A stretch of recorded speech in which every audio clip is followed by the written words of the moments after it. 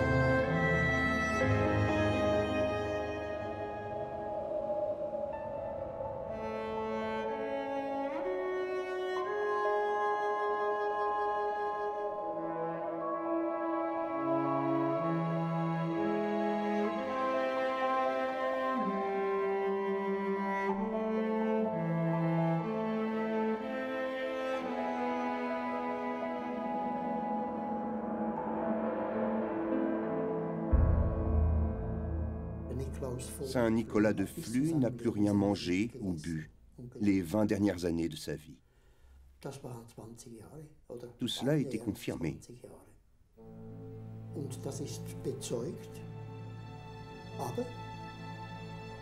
Mais bien sûr, on ne peut pas l'expliquer. C'est ainsi.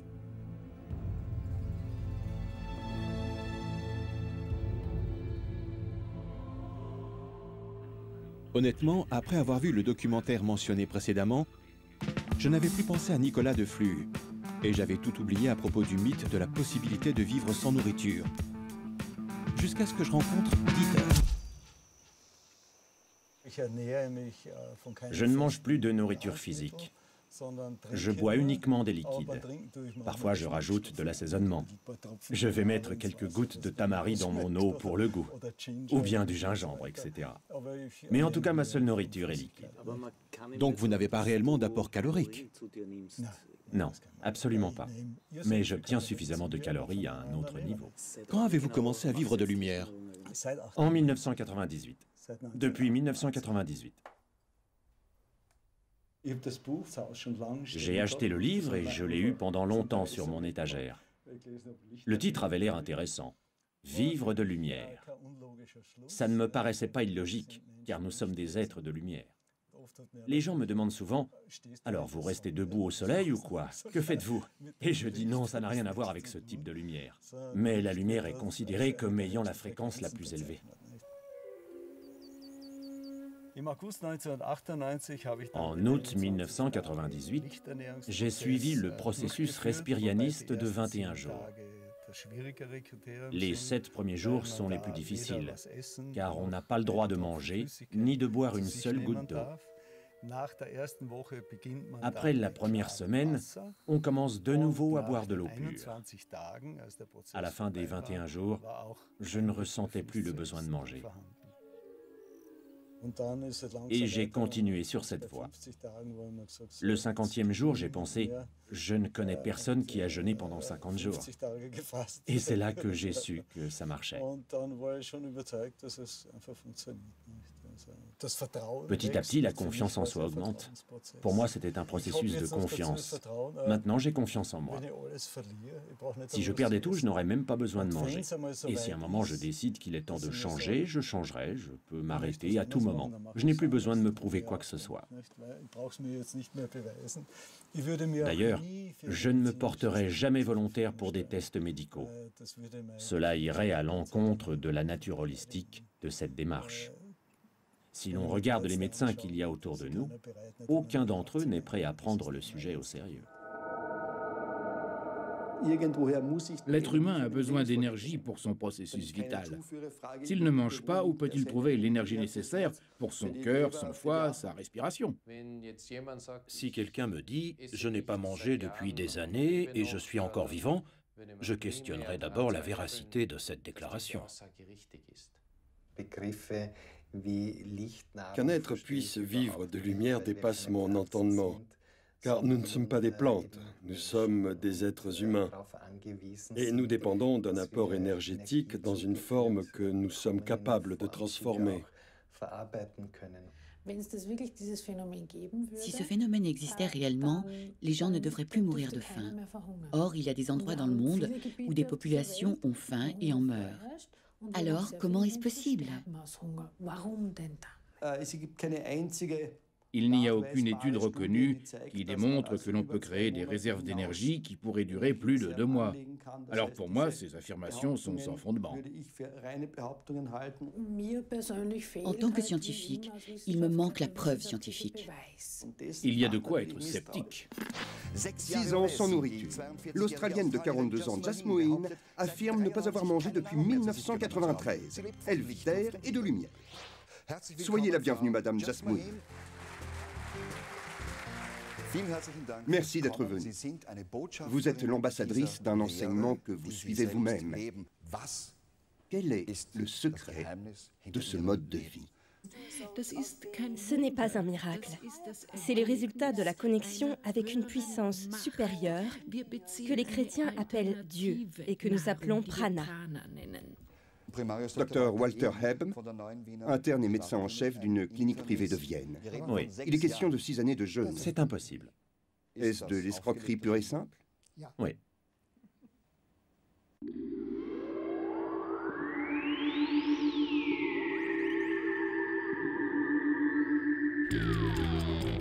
Se nourrir de lumière.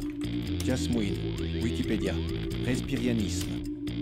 S'il vous plaît, ne me dérangez pas, je suis en hibernation. Le respirianisme peut s'avérer dangereux pour la santé. Rechercher sa nourriture dans la lumière. Est-ce une fumisterie? Ou l'humain a-t-il plus de capacités qu'on n'imagine? Contradiction sur contradiction. C'est tout ce que je trouve sur le respirianisme sur Internet. Je n'arrive à rien. J'ai rencontré Axel sur un des forums Internet. Il voulait essayer le respirianisme et se porte volontaire pour réaliser un journal filmé sur le processus de 21 jours. Je n'ai aucune idée de ce qui m'attend. J'ai l'intention de filmer une partie de mon journal tous les jours. Je savais depuis l'automne dernier que j'allais essayer le processus de transition. C'était juste une question de temps. L'Australienne Jasmine suggère un processus de 3 semaines. Aucune nourriture ou boisson pendant 1 semaine. Les 2 semaines suivantes, les liquides sont autorisés. Vivre sans nourriture? On verra ça plus tard. Maintenant, je m'apprête à boire ma dernière gorgée d'eau pour toute 1 semaine. La voilà. Santé. Aujourd'hui, nous sommes le 27 mars. Il est 7 heures du soir, le premier jour du processus de transition. Je me sens super bien. C'est le 3e jour, il est environ 4 heures de l'après-midi. Hier, j'étais trop fatigué pour filmer quoi que ce soit. J'étais épuisé et j'ai dormi 14 heures de suite jusqu'à ce matin. Aujourd'hui, ma circulation est faible, je me sens fébrile.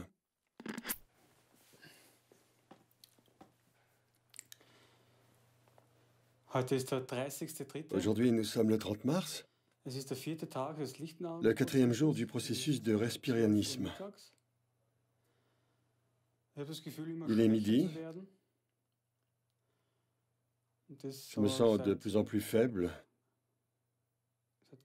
Ça a commencé hier, il y a plus de 12 heures. Enfin, il y a 24 heures. C'est pour cela que je vais légèrement modifier le processus. Je vais recommencer à boire de l'eau. Je crois que ça se tient parce que ce n'est plus marrant, ça commence à être difficile et fatigant. Ça va un moment, mais pas pour une période plus longue. J'ai peur de ne pas retrouver mon énergie. Voilà ma première gorgée.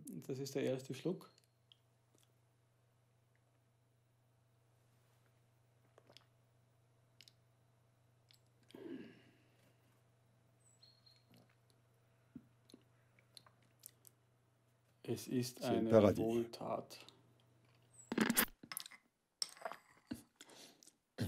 Non, ceci n'est pas de la nourriture de lumière. En tant que médecin, je ne peux pas recommander de ne pas boire de liquide pendant 7 jours.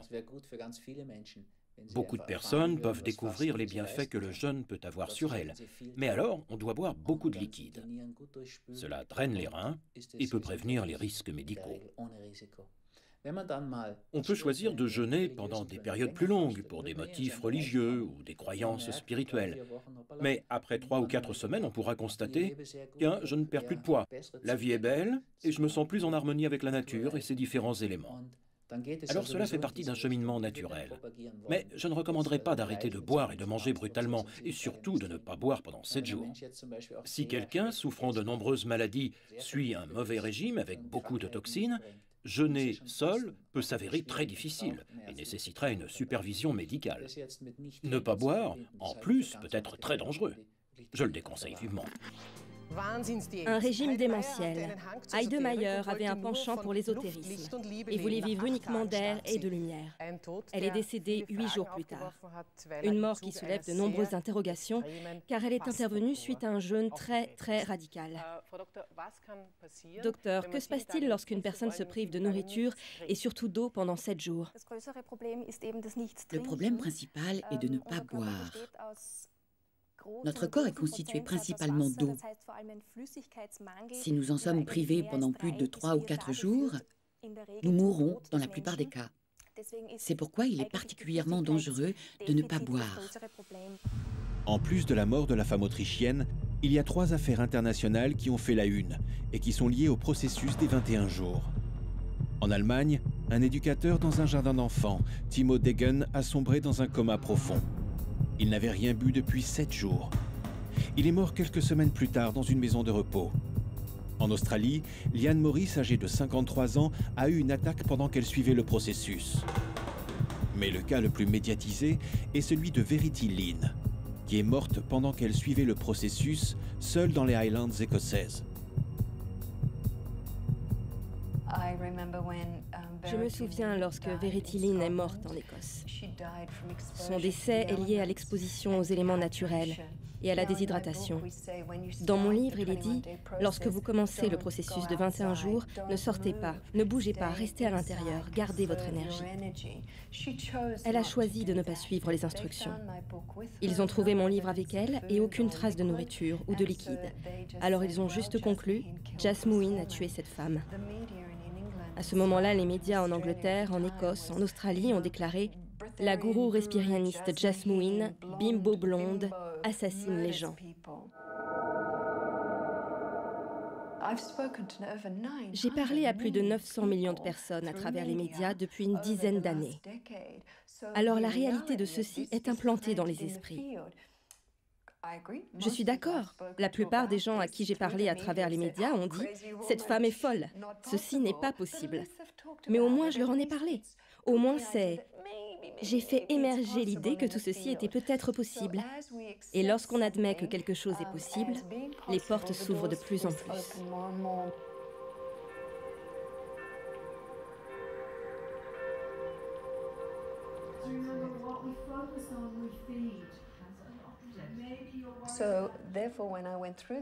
Lorsque j'ai suivi l'initiation en 93, j'ai été capable d'attirer suffisamment de particules cosmiques afin de réellement nourrir mon corps d'une manière totalement différente.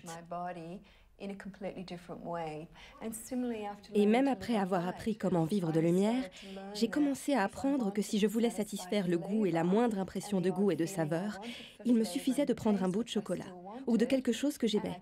Mais les gens m'auraient alors dit « Comment pouvez-vous faire cela, le prana et du chocolat ?» Parce que j'ai trouvé cette voie qui montre qu'une fois que l'on s'est prouvé que l'on peut se nourrir avec le prana, qu'il peut nous apporter toutes les vitamines, les minéraux, tout ce dont on a besoin, lorsque l'on s'est donné cette liberté en le vivant, il n'y a plus rien à prouver à quiconque.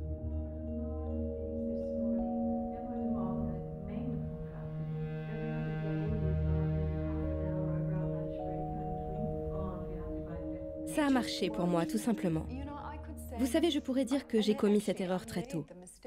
Je suppose qu'on pourrait le dire si l'on voit les choses comme une erreur. J'ai simplement assumé que si je pouvais suivre le processus des 21 jours et que cela me donnait le don de vivre avec le prana, alors tout le monde pourrait le faire. Mais je me suis rendu compte que ce n'était pas vrai. Sur Internet, j'ai trouvé de nombreuses histoires de gens qui avaient achevé le processus de 21 jours avec succès. Rien qu'en Allemagne, plusieurs milliers de personnes prétendent l'avoir fait. Comment vont-ils maintenant? Et est-ce qu'ils mangent encore? Berlin me fournit quelques réponses.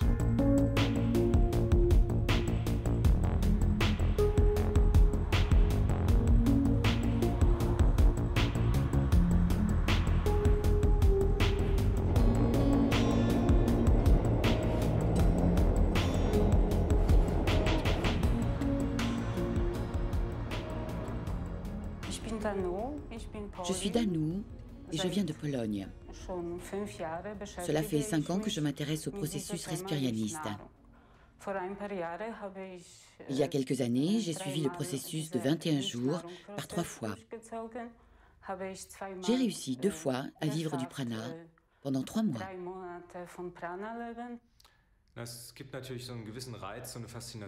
Il y a une certaine fascination à l'idée de ne pas être dépendant d'une quelconque nourriture physique ou matérielle.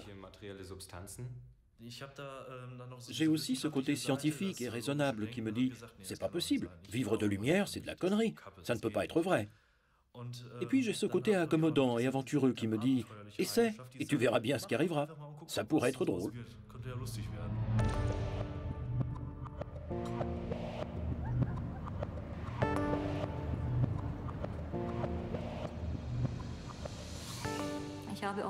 Je me suis rendu compte à quel point les affirmations suivantes étaient ancrées dans nos esprits. Dans 3 jours, tu vas mourir. 4 jours sans nourriture et sans eau, et tu meurs. De la force de ces affirmations. Et en même temps, quelque chose me disait, garde la foi. Tu es entre de bonnes mains. Je l'ai fait en groupe. Nous étions 9.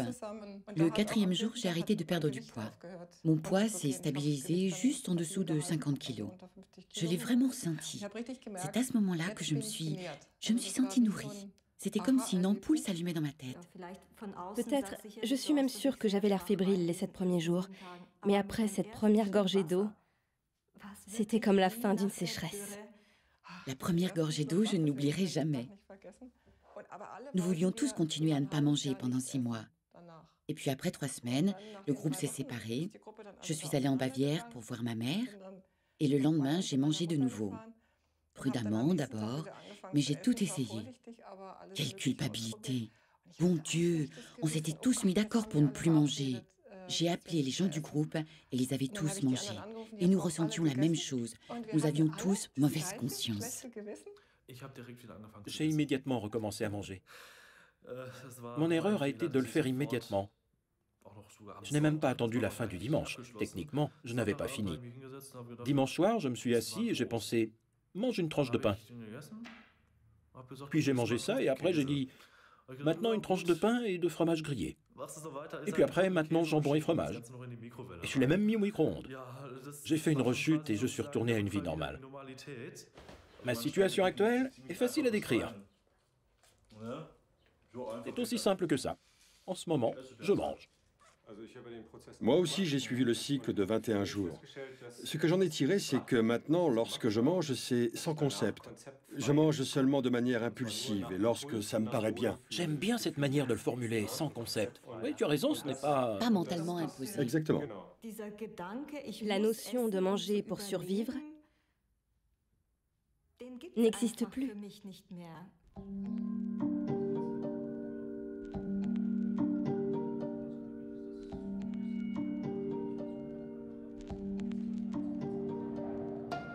À Berlin, j'ai découvert l'existence d'un homme qui a suivi le processus de 21 jours et n'a plus jamais recommencé à manger. J'ai suivi ses traces jusqu'en Autriche.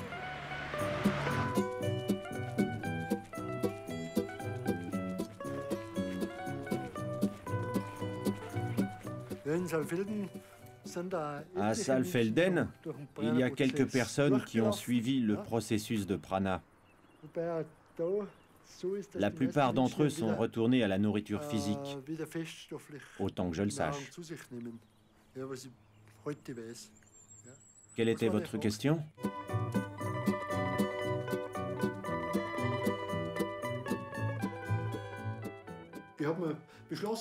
J'ai décidé de suivre le processus de 21 jours pour me sentir libre.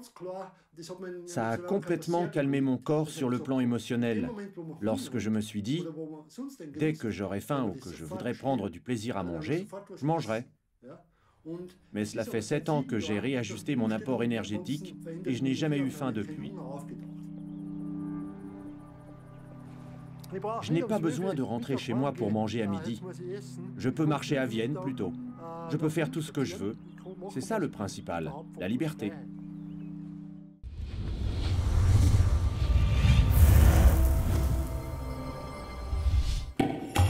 Je ne dis pas d'arrêter de manger et de boire. Ce n'est pas le plus important. Qu'un humain puisse vivre de lumière dépasse mon entendement, car nous ne sommes pas des plantes, nous sommes des êtres humains. Certaines personnes n'ont plus besoin de manger. Vous y croyez ? Alors, 60 ans sans manger, sans boire, sans énergie, je ne peux tout simplement pas le concevoir, c'est impossible. En mangeant une pomme de terre, on absorbe la lumière métabolisée de la pomme de terre. Et la partie physique, on l'élimine. D'où tient-il son énergie pour son cœur, son foie, sa respiration? Je puise directement l'énergie, mais je n'ai plus de sel. J'ai suivi le processus respirianiste de 21 jours en janvier 2001. Et je n'ai pas recommencé à manger depuis. Mes cheveux poussent, ma barbe, mes ongles. Comment expliquer cela? Il y a une vraie tradition de personnes qui ont renoncé à la nourriture. Alors plus personne ne devrait mourir de faim. On a peut-être besoin de 40 ans d'expérience en méditation pour être capable de le faire. Si quelqu'un meurt de faim, il n'a plus la chance de passer 40 ans à méditer. C'est trop tard.